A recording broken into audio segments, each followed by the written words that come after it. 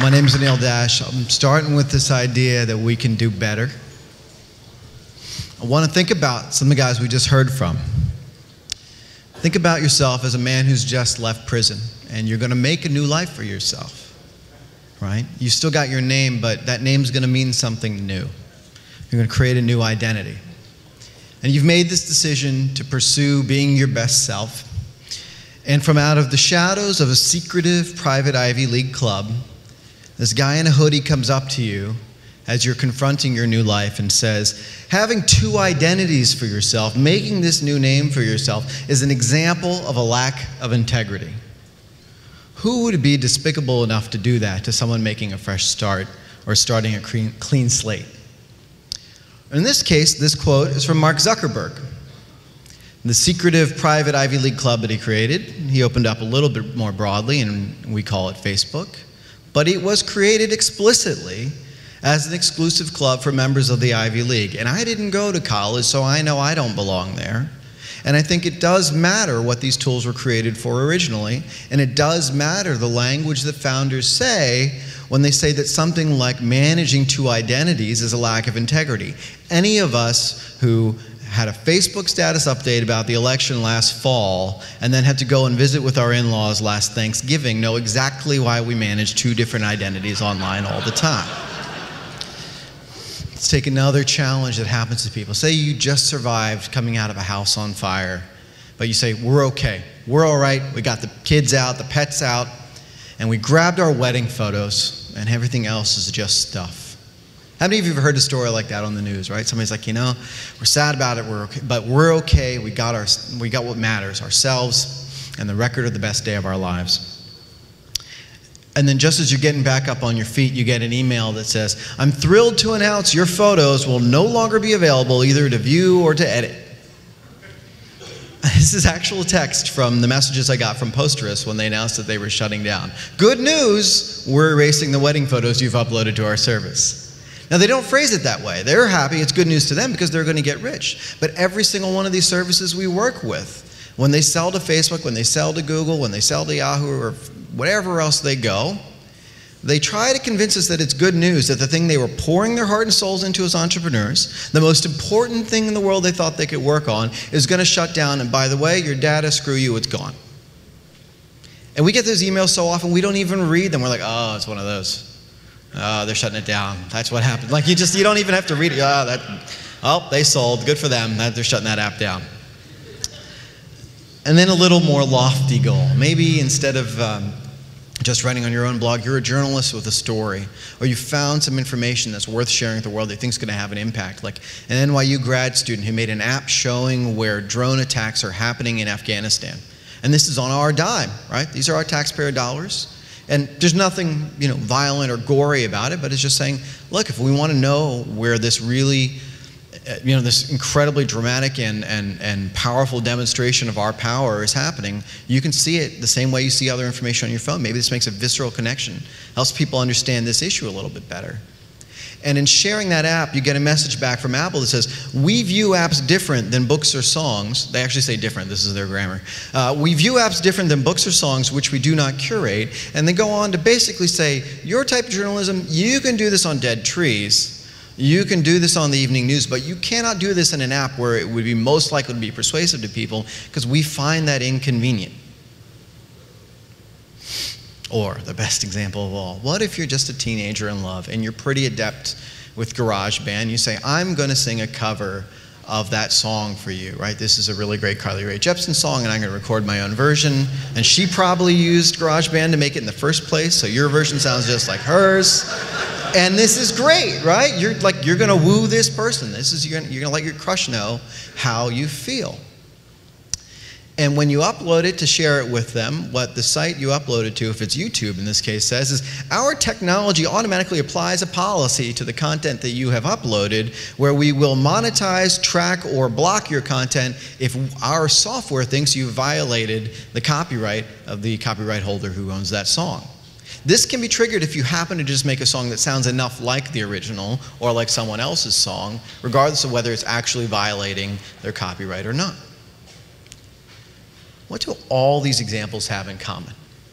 In each of these cases, someone is trying to express themselves, be their best selves, reach their highest purpose, find some meaning, share their values and what they value with the world, and the technology they're using from the social web today will not permit them. We talk about all these issues. Every single one of these, you've heard some variation on these stories. What we haven't heard is these are all symptoms of the same problem. These are not one-off issues that are separate. These are symptoms of the same problem, which is a disconnect between our values and our technology. Fundamentally, this happens because we've forgotten that technology has values. The Winklevoss twins were talking about Bitcoin the other day, and they're like, we wanted an economic system that's not subject to the whims and emotions of humans. And this is the same week in which the value of Bitcoin looks like an EKG meter. It's just spiking all the way across, right? No emotions there. That's perfectly rational. We want to believe the software is neutral, right? We've convinced ourselves of this. How many of you in this room work in this industry, making technology or websites or doing design or doing apps? But most of us, right? And a lot of us that work in those spaces, we convince ourselves that, well, if we're making a choice about an app, and this might affect how the app works, but it doesn't affect culture, it doesn't affect values. And the reason I think about this a slightly different way is I come from the early social web community. So I've been blogging about 14, 15 years, came up with the folks that would go on to found Blogger and Twitter and Flickr and Foursquare and other tools. If some of you were here last year, you saw Mina Trott speak about movable type. Got the chance to work with her for the better part of a decade on making blogging tools. And in some ways, that early social web, social software community was a bit like a small town that has a really good scene of bands like you all do here in Omaha, right? So you might be competitive, there might be battles of the bands, you might be the one that's best known, but if that guy's drummer gets sick, you don't mind if your drummer fills in for him, right? There's some sense of community, some sense of coherence to it. And there were a lot of principles upon which we built that early software that we seem to have wandered away from in the 10 or 15 years since. One of the first is that we assumed people would want to own and control their data. When you take a photo of your wedding, or you have the first picture of your new baby or your new puppy, that's something you probably want to hang on to. That's not something that should be celebrated when it gets erased. So we'll give you a way to download your content. We'll give you a way to share it with other systems. Similarly, when we give you the control of that data, we're going to put it in formats and protocols that are known, that other people can build applications around. Earlier, Tony was talking about WordPress. At one time, the apps that I was building were competing with WordPress, but we worked with them on how to work on data interoperability and how to exchange our content between it. So one of the reasons why so many of our users were able to export and go to WordPress when that became a better tool. Sucks to be us if you're making worse software. Good for you if you're a blogger. And that's the kind of thing where we also introduced accountability to ourselves, right? By having the data be in control of the people using it, they were able to express themselves as they wanted to, but also able to say, I think I'm going to make a different choice with the technology I'm using. And there have been a lot of more subtle changes. So 10 years ago, almost exactly, it used to be if you liked something, you would put a link up to it. You would have a blog roll on the side of your site saying, these are the other sites that I like. Or there were early web magazines, like one called Suck, which maybe some of you old-timers remember, where they would actually put hyperlinks into the text that were sarcastic. So they would have a word, and then they would link to something that was the opposite of it. And if you happened to click through the link, you'd get the joke. Nowadays, when you click on a link, it's to the tag aggregate page for that topic on the newspaper's site. And the reason why is because about 10 years ago, with the introduction of PageRank and then Google introducing AdWords and AdSense, they corrupted the meaning of a link. This was no longer an aesthetic choice. This was no longer an editorial choice. This was an economic choice. These had monetary value. Getting more links meant getting more PageRank, meant getting more dollars, which meant it affected the price of how much you were going to spend on buying ads for your content or buying ads for your site. So we took something that was aesthetic and artistic, and we made it something that was purely economic in value. And wouldn't you know it, at exactly that moment, no coincidence, the link spammers show up, the folks that are trying to game things for SEO show up, all the people that are going into the comments under a news post and putting in an unrelated link in the comments field, they all show up then, right? And Google didn't ask our permission for this. They didn't even expect this would happen. They didn't anticipate it. They didn't think through the implications of what happens when you take something that was purely about expressing your emotion to someone or your idea and you turn it into something economic. And this is particularly powerful because how many of you have clicked on a like button or a heart button on Tumblr or retweeted or something or favorited something on Twitter in the last week? Anybody do that? Some of you? Yeah, I think so. I did too. I love favoriting stuff. It makes me really happy. And well, you know, you're showing somebody you love them, right? You're clicking on a little heart. The issue with this is we know Twitter and Tumblr and Facebook and all the others are introducing ad platforms that are built into the stream, and that the number of likes and retweets and things is going to affect the economics of how much it costs to buy those ads. We are about to have our likes monetized. There are going to be like optimization experts. There are going to be like spammers. There's no question about it. This is how this cycle works. The web follows patterns. They repeat. Now, just because Mark Zuckerberg was in junior high school the last time this happened doesn't mean that the pattern's not going to repeat. It just means he wasn't paying attention because he was trading Pokemon. Maybe he wasn't. I don't know. We also knew our devices were disposable. So 10 years ago, we didn't have smartphones, right? We had some clunky old Nokia phone. But it was pretty clear, oh, this camera, this might be something someday. I might take real pictures with this. And then what am I going to do with those pictures? If I did take a picture of the most important day of my life or a really great moment in my life, is it going to get thrown out with that phone when I buy a new phone? If we're moving towards this era of sort of disposable devices or interchangeable devices all connected to the cloud, it matters even more to think about the long-term lifespan of that information. This is particularly powerful when we think about the lifespan of ourselves. We die. Spoilers, humans die. And sometimes we create things before we die. In every other medium, we cared about preserving those things past the lifetime of the person. How many stories do you know of great artists? Van Gogh wasn't appreciated during his lifetime, right? Now it's going to be like Van Gogh wasn't appreciated during the lifetime of his Android phone. Like, that's not actually going to work, right? There has to be a way to sustain our creations past the 18-month update cycle that some people are on for their tablets. So we start to think about this long-term, viability of our content. And for me, having been blogging for now almost 15 years, I think about this a lot. I got a 2-year-old son. This is probably going to be the way in which he knows me.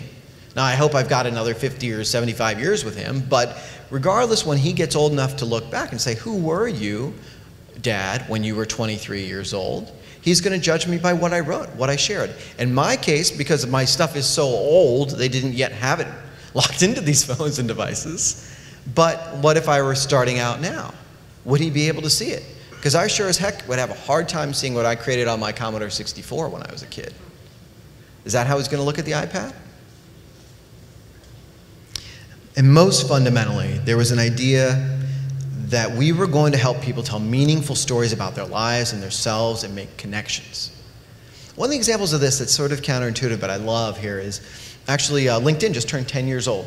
And Reid Hoffman, the founder, and a lot of those folks were from that same community. And interestingly, I'm sure a lot of you have seen this. You go to somebody in your network, like one of those obnoxious social media people like me, and it says they've got more than 500 connections, 500 plus connections. And at first you're like, what kind of asshole has 500 connections? But then the other thing is you're like, why doesn't it just say the number, right? Like Twitter says, oh, he's got this many followers. And this was a choice. This wasn't accident. This was a choice saying, we don't want people to be collecting friends. Here, this is a place for a professional network. This is a place for professional connections to a community. And some people might have business connecting more than 500 people, but that's not why they're doing it, and we're not going to encourage that behavior. For the same reason they didn't have profile pictures on LinkedIn for many, many years. And even today, the avatars tend to be photos. It's not a picture of your dog or your favorite band's album cover, right? Because they were designing for a purpose, and they were specifically thinking through the implications. Well, if we put a number up there, people are going to read this as a score and try to keep a scorecard or a leaderboard instead of doing the thing that we're actually creating this community for. And this is true across the board. All of our apps, what are they encouraging us to share? When you look in that little stream or whatever app you're looking at right now and you glance up and down on your iPhone or on your Android phone, what are the stories it's telling you matter? Is it something somebody shared? Maybe that matters. Is it that somebody has a promoted tweet from something? Maybe that matters a little bit less. Those are the questions that were really important and that, to some degree, we've drifted away from. And that's one of the most egregious parts of this. We can identify all the things that make us itchy or make us frustrated with using social software, with using social networks, with using these apps. But every time it comes time to fix it, the burden's on us. Oh, I found this utility that'll let me sync that photo, but you have to be on the latest version of iTunes, and you have to root your phone, and then you have to do this. And then you can do whatever you want, right? Just follow these 72 simple steps and get a computer science degree, and you're all good. And the problem with this is it puts all of the burden on us. And that's really weird when you consider the people putting the burden on us are some of the richest people who have ever lived in the history of humanity. They should carry a little bit more of the burden of helping me transfer my photos to my new phone. And perhaps the most shocking thing about this failure that's happened, these compromises we've made over the last dozen years, was realizing that I had a hand in them. And the cohort of people that I came up with, even though we all had good intentions, we caused a lot of these problems. And it was mostly due to arrogance. We didn't think it was too much of a burden to put on people. Oh, just run your own web server and you'll be fine. You'll control your data forever. You know? Learn how to, like I said, root a phone or install your own operating system, and there's no issue with any of these privacy concerns. Right? And we thought that the fact we had good intentions would be enough to paper over the fact that the technology wasn't usable. It wasn't engaging. It wasn't easy. We talked about it with esoteric terms like RSS and OpenID, and it didn't matter how good the ideas were compared to somebody saying, follow, I know what follow is. I'm going to click follow. Right? It was very easy, and we didn't make it easy. We didn't think we had to make it easy because it was inevitable that this stuff would just take over the world. And it did, but not in the way we expected. And that's been a very humbling lesson, because to be there in a room full of bloggers, I remember going to a dinner in 1999 with a bunch of folks who would go on to become, important voices in tech. And we knew without a shadow of a doubt that maybe someday 100 million people would be using the social web. Like, that seemed like wildly exciting at a time when there was maybe a few hundred people doing it. And we had that confidence, that excitement of the bands in the small town, that one of these bands is going to make it big. And we knew it would happen, we knew it would succeed, and we assumed it would be great when it did. And in our arrogance, we didn't consider what we were screwing up. And as a result, frankly, we failed. And this is a really hard thing to confront, is to say, not just I failed in many of the things that I thought I was going to enable for people to be able to share and connect with each other online. They've been abandoned for trivia. They've been abandoned for things that are not meaningful. They've been abandoned for keeping score on stuff that doesn't actually change your life. And then the things that were most important, the moments we most want to remember, we treated as disposable. We turned our back on the things that people care about in real life. And that's not who we are. I think we all have good intentions. But I've certainly built apps where I'm like, we could have done a better job with that. And I know so many other people of that time and who have kept working on these problems in the years since who feel the same way. Sometimes there's hope. Change track a little bit. This is a little symbol that we'll see sometimes when you walk around in New York City where I live. And people think it means like there's a park here. And to be fair, sometimes it's on parks, but it's just this little logo that you see around and you kind of don't really know what it is or what it represents. And what this logo represents is a concept from the New York City Zoning Commission called a privately owned public space. Privately owned public space, POPS. And like everything else, as soon as you know what this is, you start to see it everywhere. So I started paying attention to this a couple years ago. Where could I see these privately owned public spaces? And I found a website that listed them all and started checking them out. And what they are is exceptions to zoning. They look like parks for the most part. They look like any other neighborhood park where you might go and meet up with a friend. But what they're about is making something that is bigger than the zoning laws allow. real estate developers, particularly in the 60s and 70s in New York, when the city was broke as a joke, said, look, this is what the zoning rules say. The zoning rules say I can only build a building that's a couple stories tall, but I want to build something bigger. Now keep in mind, we have zoning rules in a neighborhood for good reasons. They are actually to enforce what we think we value in that neighborhood. So you can't put a nightclub next to a school, right? And you can't build a building that's too tall that blocks all the shade for the neighborhood. And you can't put more than one Starbucks on a block, although in Manhattan we're starting to exceed that, I think. So you want to try and keep things under rein a little bit. And we as a community have decided these are the rules we're going to follow. But these folks say, you know what? I want to maximize the community I can serve. I want to reach a bigger audience of potential tenants and clients for my building. I would like to exceed what the neighborhood says it values in order to build something great and grandiose that people are going to go to work in.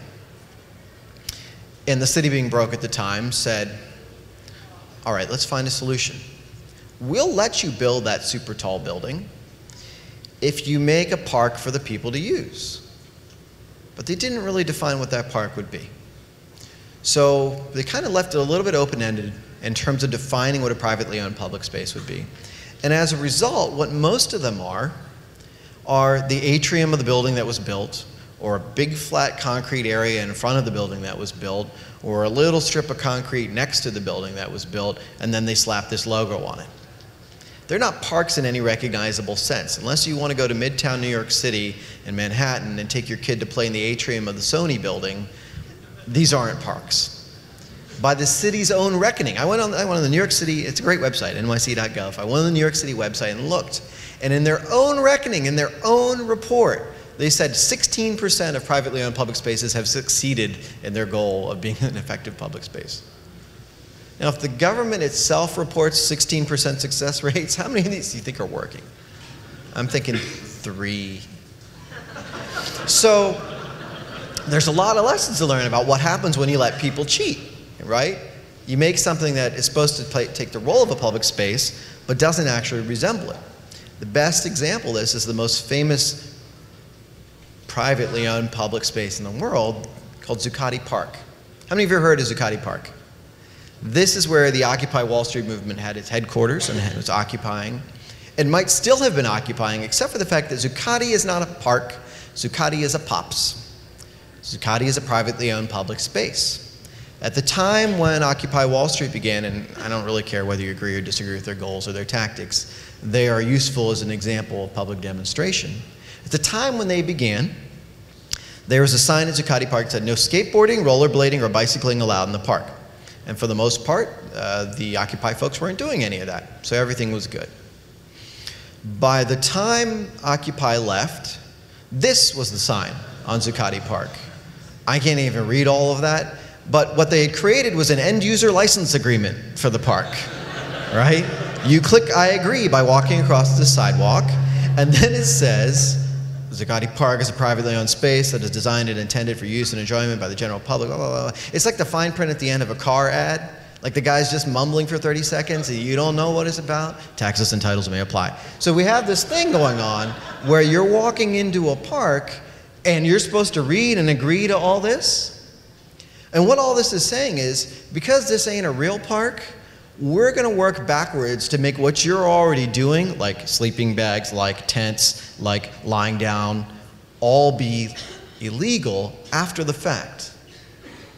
Because you don't have the rights of assembly and demonstration and speech that you would have if this were an actual park. It's a space designed and intended for passive recreation. Doesn't that sound fun? I don't, sometimes it's like, honey, let's go passively recreate. I didn't mean to share that much of my personal life with you. I think, we have a son, though, you already knew that. So what I think about here is that's not language designed by a human. That's not language designed in the way that zoning laws are supposed to be for the good of the neighborhood, for the good of the community, for the good of what's sustainable, in a way that creates opportunity. This is not better. This compromise didn't make things better. Most importantly, they denied the right to transgress. I think, you know, it's great when people protest in public. I think Tea Party rallies are great. I think Occupy is great. But in everyday life, the transgressions that are fun have nothing to do with that. Some of you will be familiar with a group called Improv Everywhere. And Charlie Todd's created this great improv troupe that goes around doing crazy stuff in public. You know, everything from an impromptu cheering session at a kid's Little League game to what today would be sort of, you know, flash mob dances and scenes before those became a little too trite and cliched. And they're doing all this fun stuff, but almost every single one of their pranks or their little improv skits involves somebody impersonating being a person that they're not. So when they show up and throw a spontaneous wedding reception outside of City Hall for people that didn't have a formal wedding inside, they had to pretend to be there for some other reason, which is another way of saying they had to go to a public space and use a fake identity for themselves, for fun. Other ways of transgressing are even simpler. A drum circle, going to play guitar with your friends in the park, right? And you put your guitar case out and some people throw some change in there, but this is a transgression. It's probably against the law to be busking that way without a permission, but we let it slide because public spaces are better for it. Every once in a while, that guy's playing a song you love. So public spaces are at their best when they let us do things that are unexpected, when they let us do surprising things, and when they can't change the rules after the fact and say, stop doing that thing that was interesting and fun. By compromising on these things, we make cities less livable. We make our communities less livable. We have ways of enforcing our values in the real world when we build a community of 750,000 people, or where I live, a community of 10 or 11 million people, or little towns like when I grew up of like 2,000 people. We have ways of making communities of any scale work if they're willing to follow a set of rules, whether those are zoning rules or just community conventions and standards, to make that place livable and workable for everyone, to let people express themselves and transgress when they need to. These are powerful precedents that we've learned over the last 10,000 years of living in cities that we haven't brought to bear online. And it's because of the terms of service. We can laugh about that sign in front of Zuccotti Park, but all of us have installed an app or accepted an update on our phone or clicked through some change on terms of service on a website without reading it. We say, I agree. It's 58 pages, the iTunes terms of service. No one's ever read it. The people that wrote it didn't read it. And we don't know what's in there. It could be anything. It could say you also are not allowed to play the guitar or lie down or play frisbee or all the other things you can't do in that park. And, you know, it's funny, we can laugh about it, but we don't know the enforceability here. More and more and more of our behavior is taking place in these contexts where we've agreed to terms that can be changed at any time, changed after the fact to make something we were doing previously against the rules, and we have no recourse for changing them. We have no way to petition and no way to appeal. And the same people who've created these terms of service are now trying to write our laws, officially. I don't mean in a metaphorical way. I mean, Mark Zuckerberg put $20 million of his own dollars into a political action committee that has policy goals that are not listed anywhere on their website. And they say they're representing the technology industry. They ain't representing me. I didn't get a call. Any of you get a call from Mark Zuckerberg? Is he representing your interests? I don't know. Maybe it's right. Maybe the stuff he's doing is great, but I don't know. And I also know this is the dude that continuously changed the privacy settings, so the things that I thought were private 3 years ago are now public and have ads around them. So I know how he shifts the goalposts over time, and it doesn't look any different to me than how Zuccotti Park changed the goalposts over time to say, that thing you're doing used to be allowed, but now it's inconvenient, and now it's against the rules. So between the fact that more and more of our interactions are happening inside the boundaries of a place that has terms of service, and the things we do that are outside of that are going to be controlled by laws written by the same people or purchased by the same people who made those terms of service, we're starting to get our actual lives constrained by what these terms of service do, and none of us have read them. This trumps the Constitution. I don't say this lightly. I live in New York City. Hurricane Sandy hit 6 months ago. We had public officials tweeting out or using Facebook to post the locations of relief supplies or rescue stations for people, life-saving important function, what I think everybody agree, one of the most important functions government can do, on pages that could only be accessed if you agreed to the terms of service of these services. Now, this was an emergency. I'm not faulting anybody. They used the tools they had at hand to get the message out. And thank you to the social networks for being there. They added value. They might have saved lives. I'm not trivializing that. But what does it mean that we're saying agree to terms from a private company which has no accountability and no recourse to us before you can find out about life-saving government services? That's today. That's not dystopian science fiction Blade Runner future. That's today. That's 6 months ago. The president has town halls on Twitter, on Facebook, on Google Plus Hangouts. And the terms of service, the few parts that you probably have glimpsed at, you know they're allowed to share, redistribute, modify, fold, spindle, mutilate your content any way they want to, right? So you could say, well, this elected official is doing a Google Plus Hangout, and I'm going to give him a piece of my mind and tell him how I feel. It is within their rights for them to transform your content to mean the exact opposite of what it meant when you typed it. And you have no accountability, and they could cancel your account for any reason or for no reason. Now, that might be handy, again, if you're dealing with your in-laws and you don't want them to know how you feel, but in every other circumstance, the fact that they can change your political speech or your public speech to mean the opposite of what it used to mean when they are hosting conversations with elected officials should scare the shit out of us. It's a big problem. This is a huge disconnect between what we say we value, what we document in our most important documents as our values, and what we're actually able to do day to day in practice in the apps and the software and the tech that we use. You should be suitably hopeless now. I think it's fixable. I do. The key thing is we have to think about the fact the web follows patterns. These things repeat. If you'd have told me 15 years ago, oh, AOL, which is responsible then for 30% of how everybody in the US connected to the internet and had as much lockdown on its content as Facebook did, AOL is going to be pretty much an afterthought when it comes to how people interact with the web today. Who'd have believed that? Right? That pendulum swing from what we call the cloud today to what used to be 30 or 40 years ago called the mainframe, and in between the personal computer. These are just branding decisions. The fact of the matter is technology follows repeating patterns. And we have to act as if we weren't just playing Pokemon the last time these things happened and learn from them. We have to support institutions that protect our values. One of the interesting things is it does matter to the folks doing social media at the White House or something else like that their content not be controlled by any single commercial entity. It does matter that the Library of Congress is archiving our tweets and that local librarians care about these issues. I love librarians, I do. They're my people. I feel very strongly about it. I'm quiet about it because library, but I'm happy about it. And you guys are nice. You're nice. And good steak here, too.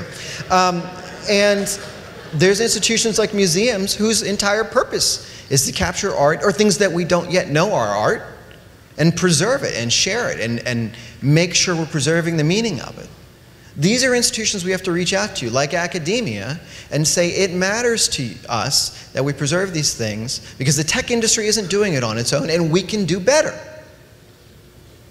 We have to look at ourselves, if you're a technologist, if you've made a living coding like I have, and say, what are the assumptions I baked into my software? 1, about how it was going to be used. 2, about the lifespan and where it was going to be used. 3, about the community of users who were going to use it. 4, about the community of collaborators and creators with me. I've been working on this app, ThinkUp, my co-founder Gina Trapani and I for years. And the majority of the code written in our open source app is written by women. And we might be the biggest open source app that's true for, certainly one of the biggest. And people ask why. How did you do this? You know what we did? We put a thing on the homepage that says our mailing list is made up of 100% nice people. That's it. That was it. We don't have flames and stupid flame wars on our mailing list. Guess what? If you're not a jackass all the time, people will show up. We have tons of international contributors. All it took was us saying, what are we doing that's arrogant when we say, RTFM, just Google it, just look into the mailing list. Let me Google that for you. Didn't you read the docs? All these obnoxious things we used to say to people said, if we just assume a little bit of empathy, a little bit of humanity, We're going to bring in a whole wave of contributors that aren't contributing to any other open source app, maybe never contributed to open source before, but have ideas that have thus never been captured by any other app. We can do better. We have to look at how we funded ourselves. If we know that privately owned public spaces made shitty fake parks in New York City because developers wanted to build super tall buildings, then we say, how is the same thing going to happen online? It's going to be because VCs fund companies that think selling to a big company and deleting all of the content is a good exit. So this makes it hard to raise funds. I'm thinking about this right now. And very aware of the challenges that are going to be raised by this. But we talk about values when we talk to venture capitalists, when we talk to potential funders. And we say no to people that might otherwise give us checks. That's what it takes, because we can do better. We have to think long term. We have to think about what it means if our app succeeds. We're so worried about, what if I make this thing and it fails? What if my business fails? What if it succeeds? And what if that's worse? Right? So what do we think about how this app looks in 10 years? There's so many things that, anybody who's ever worked with a Microsoft Word document in any other program is like, that wasn't designed to work for 30 years. We can do better. And we have to find meaning in all this time we spend online, right? We're going to spend years of our lives with our thumbs flicking our phones, right? I confronted this. I've got a 2-year-old son. He's a little older than 2. And I'm almost certain I have spent more time reading my Twitter timeline since he was born than I've spent reading to him. I'm not sure that's who I want to be. Now, you could say that's a choice I made, right? It is. But it's also the design of that app, right? That's engagement. That's somebody's metrics. There's what are they called? A growth hacker who's getting a bonus for how engaged I am, and they have metrics on that. Is that what we want to build with our apps? Because I think we can do better. And there are so many signs of hope. The reason I'm optimistic is we found things that work. When Instagram changed their terms of service in a way that would have allowed them to put in a Chili's or TGI Fridays ad in the back of your photos, we raised up and we said, don't change your terms of service this way. We have the power of public relations. And just like in government, we saw it doesn't matter what they say their principles are. If you can make a politician look bad enough, they will back down on a law. It worked with SOPA and PIPA. It worked in many other contexts. And this is true of the terms of service in the tech industry. It doesn't matter how much control they have or how much they say they own our data. If we can pressure them enough and use bad public relations on them enough, they will back down. And this is especially important as policymakers and technology makers become one and the same. And the biggest reason I'm hopeful about this, and I know we can do better, is because there's incredible precedent here. Every time you see somebody on YouTube that has that little line under there, no infringement intended, or I don't own this, or a kid that uploads a song because they just want to share it with their friends, and they know that there's a gap between some vague sense of what the law allows, but what they know in their heart is they have to tell this person they've got a crush on that this is the song they need to hear. And we have a disconnect between the values as stated in our laws and the practice of what people are doing every day in society and culture. And this has been the context for every civil rights movement, for every great act of civil disobedience, is to say, I know what the laws say, I know what the terms of service say, I know what the regulations say, but I'm going to do this thing because it's what my heart says, was what's meaningful, and we can do better. So every time I see somebody that's slightly bending the rules, making an app to hack their phone, making an app to share content in a way they didn't anticipate, didn't expect, I think this is a million mixer march. This is an act of civil disobedience. This is somebody saying we can do better. We have to work together to make the web we deserve. This matters. This matters at a civic level. This matters at a personal level. This matters at an artistic and cultural level. We have to do better. We can do better. We must do better. Thank you. My name is Anil Dash.